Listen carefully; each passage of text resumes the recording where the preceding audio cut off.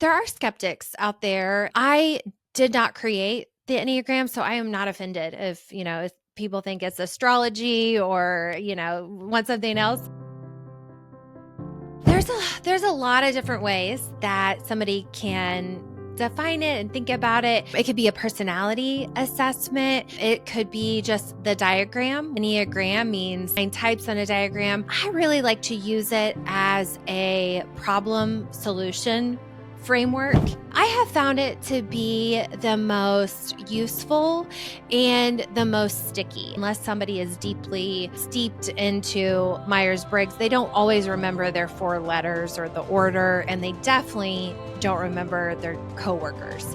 Whereas the Enneagram can be a quick, type 9. I tend to strive to feel at peace. And my coworker, type 7, striving to feel excited. Okay, that can be a launch pad for me. Like, that's a little bit easier to remember. How do you see this show up and help teams? It can impact everything from giving feedback to somebody to how does my leadership style impact my team and their effectiveness.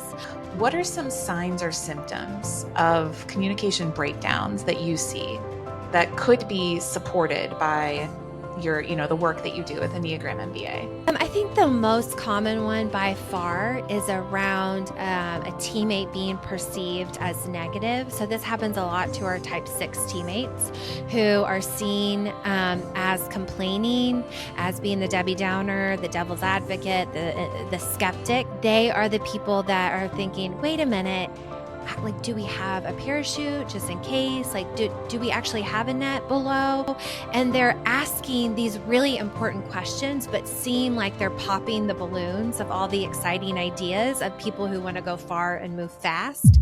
Okay, Clever Crew. Today we're diving into a powerful concept that is going to be a game changer when it comes to how you communicate and manage your business as a busy entrepreneur. And I'll share with you today that we've got an incredible guest. Her name is Sarah Wallace, founder of Enneagram MBA and host of the Enneagram at Work podcast. Sarah's a go-to expert for helping professionals use the Enneagram to grow their business, communication, and skills. Sarah, thank you for joining us on Not Nice Clever today. All right. Well, thank you for having me. I'm looking forward to this. Yeah. And Clever Crew, for those of you listening in, Candace submitted her questions ahead of time because she wasn't able to make this recording. So I'm doing it solo. I'm going to do our Clever Crew justice here.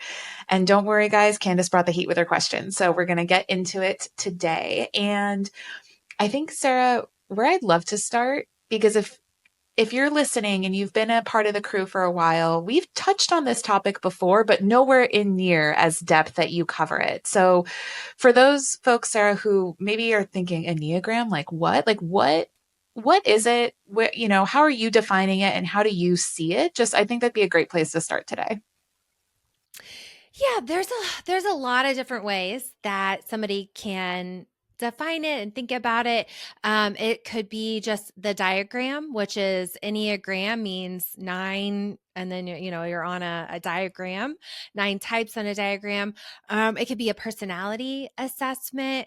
I really like to use it as a problem solution framework. And so rather than spending too much time looking at, okay, which box do I fit into? It's understanding why something keeps happening or why there is friction in a relationship, or kind of understand kind of the reason behind something. And using it more as a tool than just kind of a fun description. I love that because we're huge fans of frameworks over here at Not Nice Clever. Candace is a former middle school history teacher, so we love a good framework. And I'm curious, how did you get started in this? Because there's so many personality assessments out there. There's so many different ways that you can assess your skills and your strengths and your opportunities to improve. Why Enneagram for you? Where did that start? Yeah, that's a great question because there are skeptics out there, and I did not create the Enneagram, so I am not offended if people think it's astrology Right, or, right. See, and I love want something astrology. else. It's just like so everybody has their own flavor, right? There's things, yes, there's things you can glean from all of it. Yeah. I have found it to be the most useful and the most sticky, and that is why I have chosen it as, you know, compared to all the others. A lot of ones that I'll run into are Myers Briggs, and also can be incredibly helpful. And I know that one has a long history. Most of the time, though, unless somebody is deeply, steeped into Myers Briggs, they don't always remember their four letters or the order, and they definitely don't remember their coworkers. Whereas the Enneagram can be a quick, oh, type 9. I tend to strive to feel at peace. And my coworker, type 7, striving to feel excited. Okay, that can be a launch pad for me. Like, that's a little bit easier to remember. And I have found a lot of professionals using it more and more, being open to it. I think for that very reason, for that team collaboration as well as self awareness, it's just something that can be that people remember a little bit easier. And then we try and make it fun and really useful at the same time. Yeah. And so what is Enneagram MBA's like TLDR of each of the 9 types? Like what would be the elevator pitch for each of, because I know everybody listening is going to fast forward to their number if they know what it is when they're watching this episode. Okay, we'll do it short and sweet. And the way that we approach the types isn't necessarily as a noun, but it's more of a verb. So this is what you tend to do, not necessarily all day, every day, every single time, but we tend to have a go-to tool or strategy that we use. And I like that rather than saying, "This is who you are, Kat." This is, that seems a little bit. Yes. And so we'll go kind of around the diagram. Our type ones are striving to feel perfect. Right and wrong, good or bad is a focus of theirs. Type 2, striving to feel connected, very relationship oriented, rapport building. Type 3, striving to feel outstanding. They want to be seen as successful in whatever it is that they do, and they make that success typically look very easy. Our type 4s are striving to feel unique. I want to be one of a kind, different, do something that's totally never been done before. This is kind of that Steve Jobs. I want to make things beautiful and make a dent in the universe. Type 5 is striving to feel detached. I want to be self sufficient, and I really expect you to be self sufficient as well. Type 6, striving to feel secure, safe, assessing risks, planning contingency plans for what might go wrong with all those risks and threats out in the world, what might go wrong. Our type 7's almost the opposite, striving to feel excited. They're more focused on what might go right. What are the possibilities? Glasses half full, rose-colored glasses. I'm drawn towards new and exciting adventures, the next new idea. Type 8, striving to feel powerful. And this isn't, I think some people have a feeling about this, maybe women more so than men, but it's really just the power to produce a result. And I want to be in control of myself in this situation. And then last but not least is our type 9, striving to feel peaceful. I want to feel peaceful inside, and I want to be in a peaceful environment on the outside.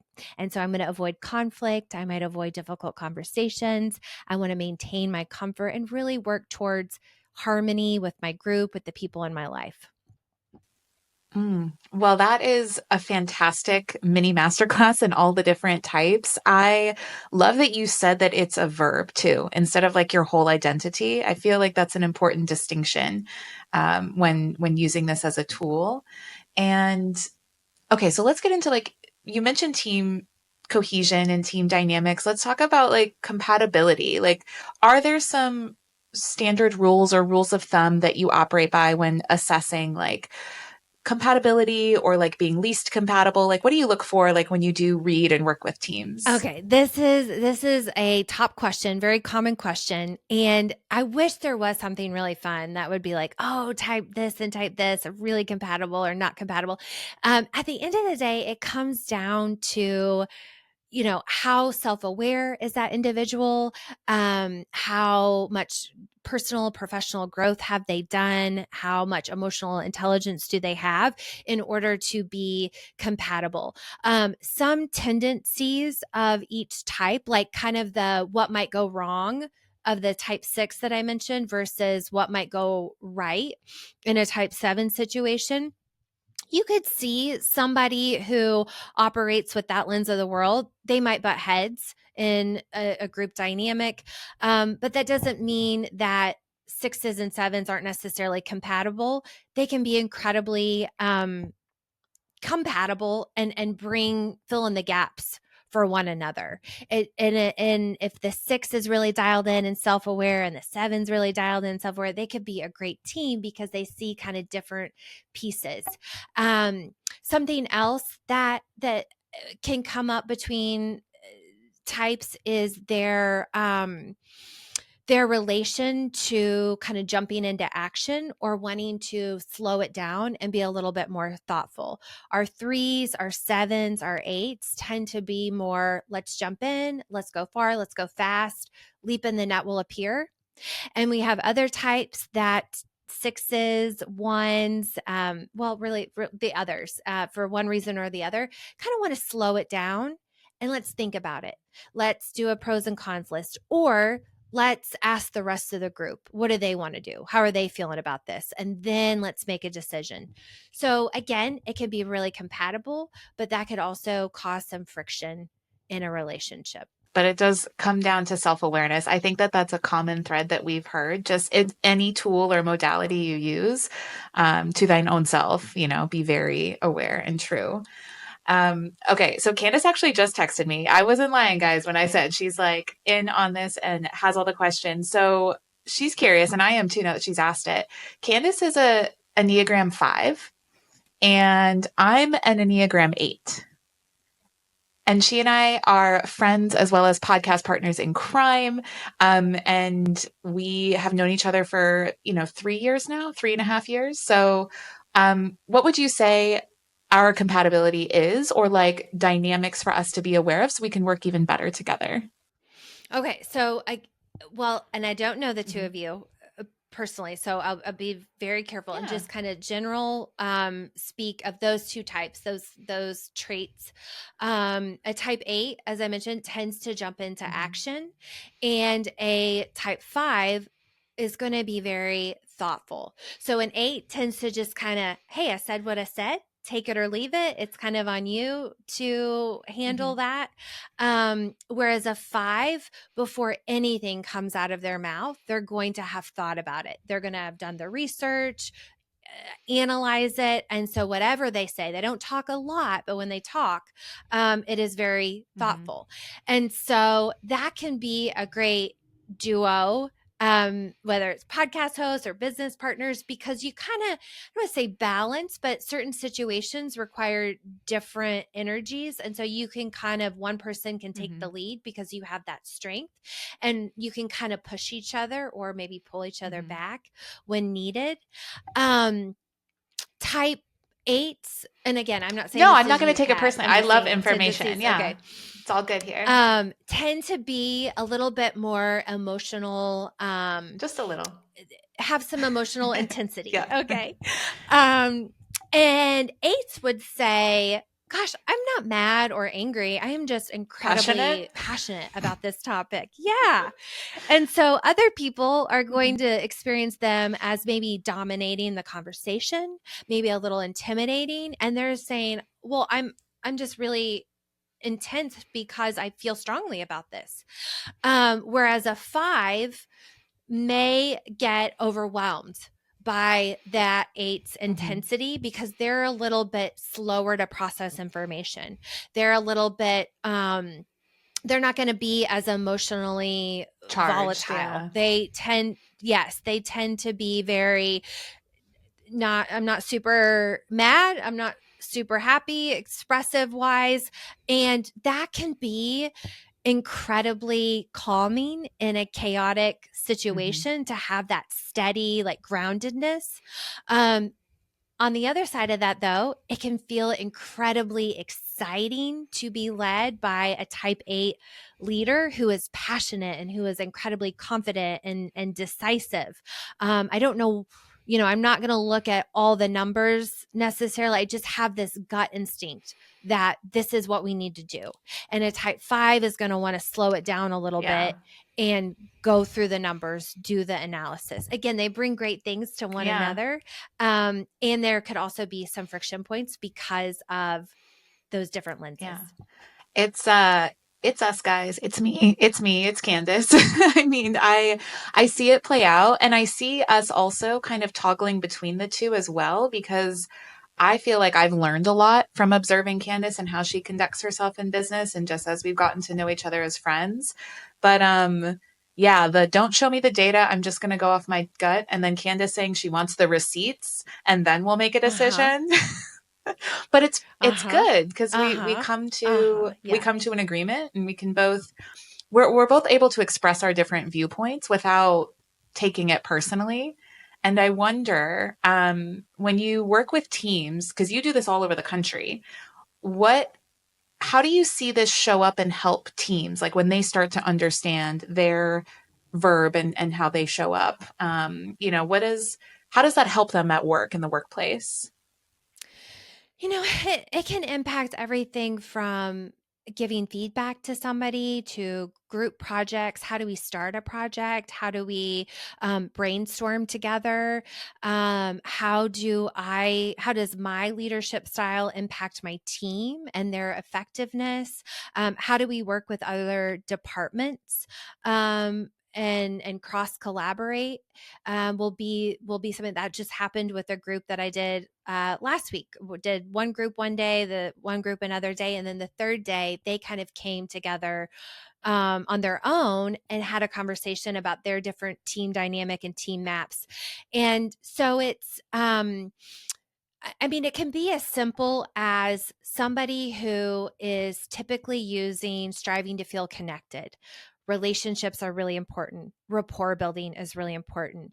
Somebody who operates as a type 3, I'm striving to feel outstanding. Efficiency is a core piece. Probably a type 8 would also relate to this I do quite a a bit, little, yeah. where it's like, this could have been an email instead of a meeting. Yeah.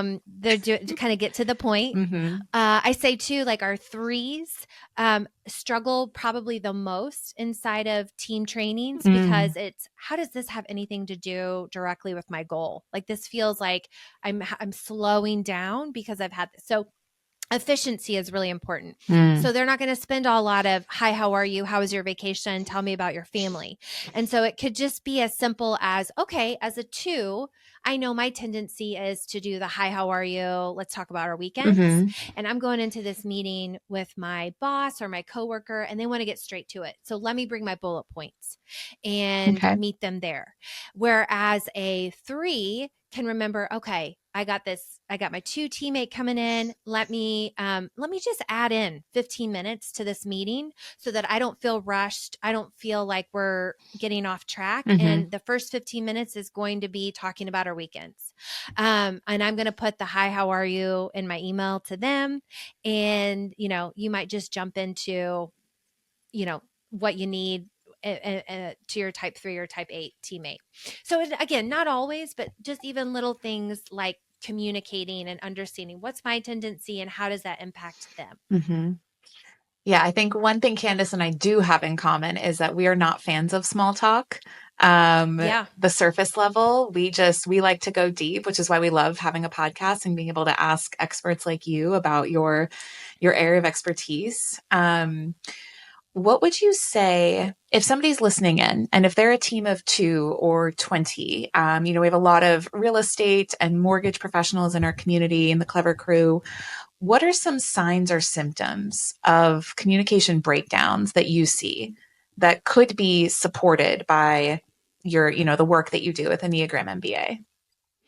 I think the most common one by far is around a teammate being perceived as negative. So, this happens a lot to our type 6 teammates who are seen as complaining, as being the Debbie Downer, the devil's advocate, the skeptic. And they would say, I just don't want to, a lot of people are leap and the net will appear. And they are the people that are thinking, wait a minute, like, do we have a parachute just in case? Like, do we actually have a net below? And they're asking these really important questions, but seem like they're popping the balloons of all the exciting ideas of people who want to go far and move fast. And so that is a point of friction. And once you understand, I actually had a sales team that had I'm putting air quotes, had a problem teammate Oh on a boy. team full of sevens and eights and threes. And he was the lone problem person, always complaining, right? Or that's what they thought. And he felt completely dismissed and misunderstood. And come to find out, it's like, oh my gosh, this guy actually really cares about our team. And he's asking these hard questions, not from a place of negativity, but from a place of care for our team and our organization and our clients. And we need somebody like that on our team to ask those hard questions, to slow us down a little bit. And so that comes up most often. There's others, but that's the most ones. We're all excited and want to jump into it, and then we got this person slowing us down with their questions. Yeah. This brings to mind another question that's in follow up to this. Do you tend to see different types, and not to stereotype, not to generalize, of course, because everybody is individual, but do you tend to see certain Enneagram types in certain roles or professions or industries? Like what patterns have you seen there? I'm just personally curious. So I do a lot of work with corporate clients, whereas your groups are probably going to have a little bit more time freedom, flexibility, that sort of thing. And so the types I see the least amount of are fours, striving to feel unique, fives, and sevens, who freedom, flexibility. And so it makes sense that the typical kind of 8 to 5, 9 to 6, whatever work day for some of those types, it's like, oh, that makes sense why I wouldn't see a lot of them. I see sevens to be very entrepreneurial, or leading a new department inside a large organization, something that kind of gives them something new. Like that um, newness and Newness, initiative. exciting. Yes. Okay, we got a new project. I mean, threes and eights just tend to gravitate towards leadership positions. So when I do executive teams, it makes sense that half the group, if not more, is usually a three or an eight, sometimes ones. Twos, supportive roles, they tend to prefer being behind the scenes, shining when other people shine. And so they can make wonderful, powerfully influential leaders, just in a different kind of powerful, influential way. But typically they prefer that kind of chief of staff role rather than the president in the spotlight type of role. I'll see fours in graphic design or the creative department. Sevens, eights, or I'm sorry, sevens, fours might be more marketing, sales. I will say, it just kind of dialing into your strengths and understanding, because I worked with a um oh gosh, a county group Uh-huh. last summer, and it was full of judges, police officers, and there was a Oh judge. boy. Yeah, and there was a judge. And for those that know the Enneagram, um, I mean, me, even I am guilty of stereotypes. I'm thinking, oh, type one, right and wrong, law and order, black and Mm-hmm. white. What's the rules? So I'm like, Right. okay, this judge probably a one or something, maybe an eight or something. And Mm-hmm. she said, I'm definitely a seven. And I thought, oh wow, out of all the types, wouldn't have seen seen that because sevens love flexibility and don't not following the Mm-hmm. rules. But what she said is that even though I'm in this role, my strengths are painting a picture of possibility for this person who just spent the evening in prison. And I want to say that Wow. this is the start of your new life, the next chapter. And so it was a very hopeful, inspiring message. My gosh, if I ever, Yeah. hopefully I don't ever get arrested, but if I did, I'd want Yeah. a Knock on judge wood. like Where's the that. wood? I'm Yeah. going to just like right Uh, here. so you any type can kind of be anything, and it is interesting to see how people bring out their strengths in the Mm-hmm. different roles that they're in. So I don't know if Yeah. that answered your question No, it fully. does. It was, it's always a complex and layered answer. And I'm curious because like one thing that we've noticed, Candace and I, about our work is that, and we say this to our clients too, like you are the same person when the camera's rolling and when the camera's not rolling. And like, business is personal and we bring a lot of who we are to what we do. And so I'm curious for you, Sarah, like what is your Enneagram verb or show up? And how have you used it like over the years as you've grown in your own life to help you? So I see myself most as the type 7, striving to feel excited. And typically, you know that you have landed on your type when it's the one that you just really do not want to be. It's like all the things that bother you. Oh, You're like, oh, you don't know me, you know? I felt that way when I got my result too. I was like, I'm not this crazy power person. No. Like, and then I'm like, wait. Maybe, yeah. So that's Yeah, typically, it's like if you love your type at first, it's like you may not have the right type.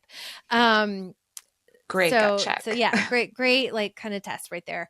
And I have used it and continue to kind of dial in, and not that I can't lay out policies and procedures, and I struggle with that though. That is not a natural thing that my mind just naturally thinks about and then is easy for me to do.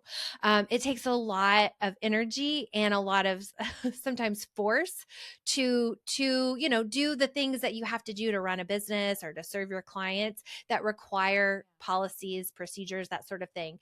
Um, and so what I've had to do is change the story that being more organized, having more processes and structure in place will actually allow me to be more excited and to have more freedom, rather than trying to be somebody else. It's changing that narrative. And my whole job is to travel to these clients. So 2 to 3 times a month, sometimes more, sometimes less. I get to meet new people and I get to go to a new place. And somebody who loves doing new things, exciting adventures, that's perfect. So that really fills that bucket. Whereas 5 years ago, I was doing a lot of things via Zoom, one-on-one. Um, Virtual groups, which we still do a little bit of that, but now it's group work and typically it's in person. And so just that little thing I've noticed about myself, and the question is, okay, how can I do more of that? And then the stuff that I have to do that I don't necessarily love to do, it's how can I reframe that story that I'm telling myself about what it means to be structured and organized and actually align it with how could, feeling more excited. I think that's a really valuable call out because there are there are pros and cons to everything. There's, a light side, a shadow side, there's strengths and there's opportunities to improve, but it's all in how you frame it because it's not going to change, so you have to be the one to kind of like change that story like you said. I really like that. Yeah, yeah. And I don't know if you would relate to this or not, Kat, but one of the opportunities for growth for an 8 is to tap into one of their connecting points at the 2, which is interesting that you and Candace are connected. I don't know if you've seen the Enneagram diagram. So you have your type, and then each type is connected to 2 other types. So yours is the 5 and then the 2. And 2, striving to feel connected, that can feel really vulnerable sometimes. And so the story for an 8 is how can actually opening myself up and having allowing people into my inner circle actually make me more powerful rather than keeping people at a distance and feeling powerful that way. So that tends to be an opportunity for growth for eights at times. No, that resonates with me. Like I'm a very I like to think of myself as a very open person, but there have been times where my default in situations is to trust, or maybe not quite trust, but definitely verify. And until things are verified, I do not open up right away.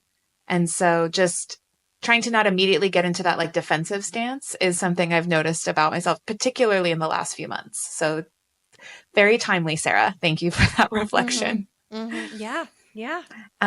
Wait, let's talk about the connection points. So, with the Enneagram diagram itself, so 8, 5, and 2 are connected. Candace and I in partnership.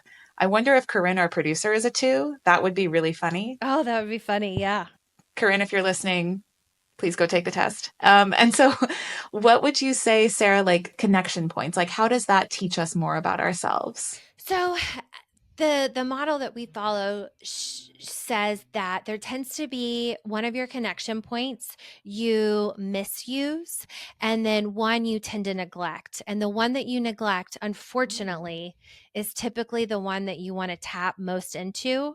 That has your biggest bang for the buck in the beginning when it comes to your growth path. Mm-hmm. So, um, let's do Candace, for example. Um, Yeah. we'll pick on her since she's not here. Uh, so her as a type 5, her Mm-hmm. connecting points are the 8, and then the other one is the type 7, striving to feel excited. So as a 5, fives, and again, not saying this is Candace, but fives have a Yeah. tendency to misuse striving to feel excited when they pair it with their type 5 energy. And so that can almost look like mad scientist energy, like with all the data and the analysis, and I get kind of Yeah. hyperactive and I over or misuse that at times. There's actually a lot Mm-hmm. of good though that I can pull out of that. But the one that I neglect the most as a 5 is striving to feel powerful, because I'm over here kind of withdrawn. I'm thinking things through, striving to feel Mm-hmm. powerful, taking action. That might be, I'm going to resist that a little bit. That kind of goes into conflict of my natural default. But there's a lot of Mm-hmm. opportunity for growth for our 5s to step out of their heads, come into their Mm-hmm. bodies, take action, be a little bit more gut trusting, be a little bit more action oriented, be a little bit more bold and decisive. And yes, don't recklessly go through life not looking at any numbers, but are there Yeah. opportunities where you're over relying and on those numbers and not trusting yourself? And so that's the growth arrow for the growth guidance for the 5. Oh, thank you, Corinne. Okay, you're a 1. Okay, so we're going to talk about Corinne next. Okay, okay.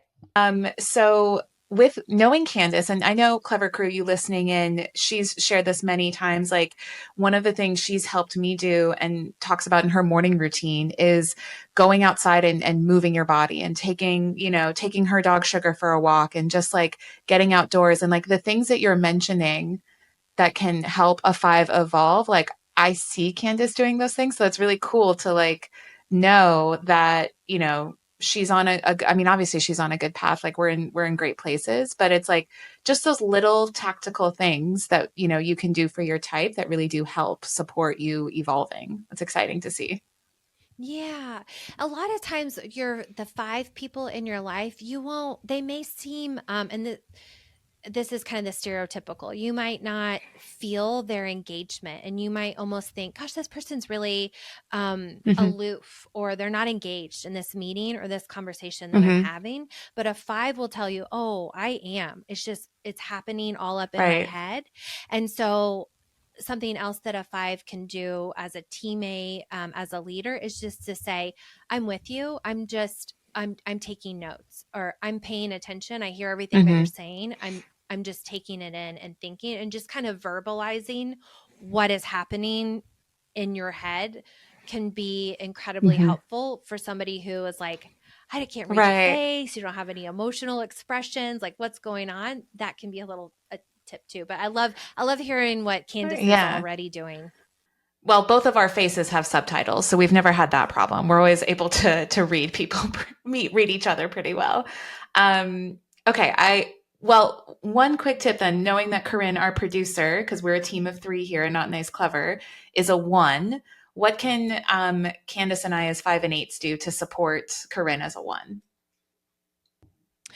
Okay, so the ones really value plans and knowing what to expect. And so having, agendas or, hey, I want to talk to you real quick. Well, like about what? Because I want to be prepared and I want to know what to Mm-hmm. expect. Um, Being on time. I mean, little things like being on time. And then recognizing that they have their operating system is towards making things better. Like this is good, but it could be Mm, great. And on the receiving end of that, at times, that can feel critical or it can feel like, well, this is good enough. Like, let's just move on and let it yeah. go. And recognizing and appreciating that desire for excellence in a one and appreciating it and verbalizing that you appreciate it. Sometimes we'll do Marvel Ooh. characters, and Captain America is the type one. He's kind of the ultimate type one out Mm-hmm. there, making the world better, not just typo looking for grammars and typos, but how can I be Mm-hmm. better? How can the world be better?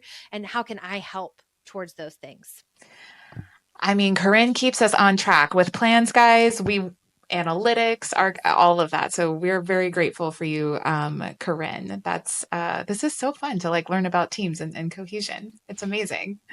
Yeah, it is, and it's like, oh, what I hear from groups is that they'll say like, oh, this is like a new language, Yeah. and now when we bring another team into a training, it's like now we can talk the same Mm-hmm. language, and we just have it just expands your insight and perspective on yourself and someone Yeah. else. And speaking of a new language, our pillars here at Not Nice Clever are branding, marketing, money, and manifesting. And you've mentioned that you can help clients work their or leverage their Enneagram in their branding and their marketing. And I've never seen anybody do that or say that. So I'm really curious, like, how do you approach that? Like, what does that look like? Okay, so now we're going to kind of get into the second layer of the Okay. Enneagram. And you can kind of teach it either way, Okay. but the model that we follow is awareness to action Enneagram. And they say we have 9 strategies and then we have 3 instinctual biases. And Mm. these are short and sweet because there's only 3, so that's easy to remember, Hmm. and it's really clear in that branding, networking, marketing, kind of where each fit. And then it also gives some guidance that says if this is the one that resonates with you the most, this is what you should lean into, and this is where you might struggle. So the Okay. 3 instinctual biases are is one is preserving, and this is you're focused on the nuts and bolts. It sounds a lot like a one, maybe a 6, processes, procedures. Hmm. And so when you overlay your Enneagram type, you might either really be the stereotypical, in this case, type 6, Hmm. or if you overlay a 7 with this preserving energy, that person's going to express that excitement, striving to feel excitement a lot differently than another type.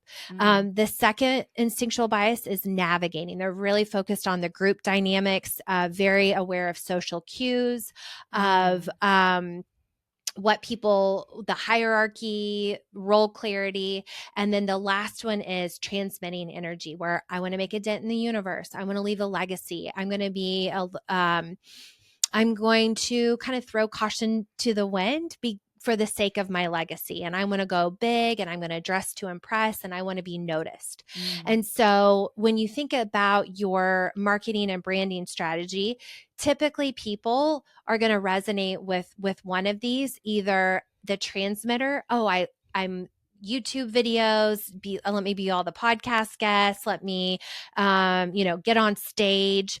But What I might struggle with as somebody who leads with this is my ability to navigate group dynamics because I'm a little focused on that legacy that I'm going to leave.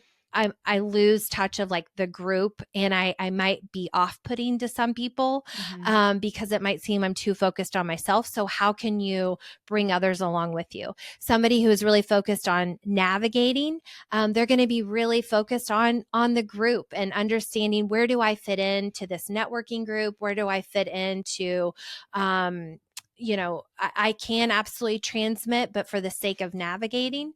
And so they're going to focus on the nuts and bolts, though, is getting a schedule, sticking to a schedule. So, hey, I may be doing my YouTube, I may be doing my podcast, but I'm going to struggle with Mm-hmm. sticking to it, and which is a really important part of marketing, branding, Consistency, continuing to trust stay out there. building. Yes, Yeah, all of yes. it. Okay. And then the preserving, it's going to have a great schedule, going to have a great outline for every single podcast episode that they're thinking about doing. Uh-huh. Going to have all those kind of nuts and bolts. They're going to have the mic that works the best, all those nuts and bolts pieces, Yeah. but they're going to struggle with the transmitting piece, the putting themselves out The there, connection the piece of it. connect. Yes, yes. And Mm-hmm. so it's important to understand kind of where you are so that you can lean more into those strengths. Because I think when Yeah. people start to learn about these, it's like, oh, I didn't realize that I was really good at this, or this was like a thing. Mm-hmm. So lean more into that, and also just be aware of what obstacles you're probably going to run into Mm-hmm. based on the one that you're strongest at, and the one that you might Yeah. struggle the most I'm with. like just reflecting on myself and Candace and our dynamic together. And I definitely resonated with the navigating. And I won't assume what she'll resonate with, but I'm going to ask her as soon as we hop off here. And wondering if like, because we both speak on stage, we both do workshops, keynotes, all that stuff. But I feel like one of our strengths is just being very hyper aware of the environment, which is what makes me love workshops, because workshops, you do workshops. It's like you are getting in there, you're rolling up your sleeves, you're getting many people to move as one. And it's really cool to see that in person. Yeah, yeah. It will be interesting to hear where she lands, because sometimes that is why different types can be incredibly compatible, because under the surface, they're both navigators, or under the surface, they're both Yeah. preservers. And so they're kind of jive in on that level. So much information. I feel like we just like scratched the surface here today. Yeah, and it is. It's just, whether it's the second dimension, or some other personality type, or therapy, or, whatever, it is just Yeah. always really interesting to get a different angle of how you show up, and also appreciate the strengths that you have, and get a Mm-hmm. different angle of the person that you work next to. Your listeners may not know the type of their clients or prospects or leads, but when you start to understand Right. not just your type but the other types, you can start to think, okay, this person speaks really slowly. um they're going to need some more time before Mm-hmm. they make a decision. It's as like, sometimes it's as surface level as just paying attention, and okay, I tend to make decisions really quickly and I feel really Yeah. confident in them, and other people need to mull it over for a week. Or they're worried Mm-hmm. about safety and security of the neighborhood, or this person's really excited about how they're going to decorate the house. And your listeners probably already do that. When they're talking to different people, the Yeah. Enneagram just kind of assigns some language to what they're probably already doing. And thank you for that, for sharing that with our clever crew. Before we get to one of my favorite segments of the episode, Not Nice Advice, would you be able to share, like, what are some free ways or some initial steps that anyone listening can take with either Enneagram MBA or your social media content? Like, where would be a good place for somebody to start if today really kind of caught their attention? um if they are interested in finding their type, they're like, I have no idea what is this. You can Google 2-question Enneagram test, and it Hmm. is literally 2 questions, and you Oh, I love can that. find your type. Yeah, typically it gets pretty close. The Enneagram is a self-identification process, and so sometimes it takes a while to really start to see yourself clearly, to kind of Hmm. understand the type and what it means to you. So tests aren't 100% accurate, but they can be 60, 70, and that assessment, the 2-question test, is really quick. It's from the Enneagram Institute authors who wrote the book, kind of Hmm. the big blue book on the Enneagram. So you can check that out. And then if you know your type, and you want to learn a little bit more about the Enneagram, we have a podcast called The Enneagram at Work, and it's how to use your type and understand those that you work with. So I'll recommend that podcast. We got podcast listeners, I guess, tuning in here, so I'll offer another podcast. I mean, the logic would follow. Yes. We'll definitely put all of that information in the show notes. Guys, as an 8, I love a 2-question assessment. So that is just absolutely amazing. Um, all right, Sarah. So we've come to our not nice advice segment of the show. We had one of our listeners write in a question for you. And you have full permission to be not nice with your response and just give them the tough love or, speak from the heart, whatever they need to hear. So are you ready for it? Okay. So this is from Micromanager in Recovery. She says, I just hired a new assistant. She's smart, totally capable, and I want this to work out. But I can already feel myself getting frustrated over the littlest things. I move really fast and I want her to just take it and do it. And she seems to need a lot of direction and reassurance before making moves. And I'm starting to feel like I have to hold her hand through everything. How can I fix this? Signed, Micromanager in Recovery. Okay, so I don't know this person's type at all, obviously. Yeah. What I'm hearing her say, though, is a lot of struggles of the Enneagram Type 3, whose biggest challenge, especially in leadership, is around delegating. And a lot of Mm-hmm. times it's because I can do it faster and I can do it better. And so I'm just going to do it. And I will get frustrated at slowing down to teach you how to do it. It will feel like slowing down. And Mm-hmm. so one piece of advice that I would offer is, again, to change that narrative, that slowing down to explain things, slowing down to allow them to figure things out for themselves, allowing them to make a mistake might actually allow you to go faster in the long run. And then they just may be somebody who needs time to process and probably is not moving as fast as you, or thinking as fast as you, Mm-hmm. but they probably bring some other gifts like attention to detail or precision potentially, or and so finding out what are those other strengths that they're bringing to the table, that may not be speed, Yeah. but there's probably something else. And how can you look for ways to appreciate those or to tap more into those? So it's kind of self-awareness, knowing your perspective on things Mm-hmm. and where you're going to get frustrated, and then that others awareness piece. And I am just casually taking notes because I identify very much with Micromanager in Recovery. It's one of my favorite phrases as I have learned and grown in my entrepreneurial journey is slow down to speed up, and not just speed, speed, Yeah. speed, speed, speed, right? Yeah. When we do executive leadership teams, every type 3 leader will struggle with delegation, because the reason why I'm in the success that I'm having is because of how fast and how good I was doing what I did. And now you're asking me to let that go and give it off to somebody who's probably not going to do it as well as me right now, and who's definitely not going to do it as fast as me. And that can be such a push pull. And so it is exactly reframing it to what your mantra is. Clever Crew, if you're a 3, we see you, and there is a way forward. Good news.